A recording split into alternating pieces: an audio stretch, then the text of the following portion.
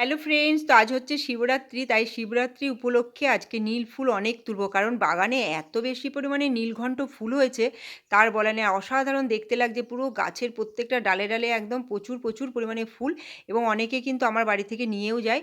তা আমার নিজের বাড়ির জন্য তুলছি, দেখুন ঝুড়ির ভর্তি। আর তুলতে এত ভালো লাগছে, এত পাতলা পাতলা না এই ফুলগুলো, ভীষণ সুন্দর দেখতে হয়। সকালবেলা দেখুন অনেকটা নীলঘণ্ট ফুল তোলার পরে তারপরে সেই সকালে যে আমি ড্যামের ধার থেকে যে ফুলটা গাছটা নিয়ে এসেছিলাম সেই বেগুনি রঙের ফুলটা তুললাম।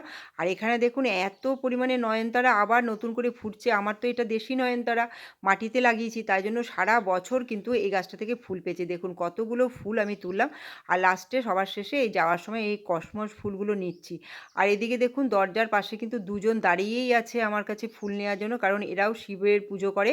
তাই জন্য এরা কিছু আনেনি, তাই ওদেরকেও আমি অনেকগুলো করে কিন্তু ফুল দিয়ে দিলাম। দেখুন কি সুন্দর লাগছে ফুলগুলো তোলার পরে।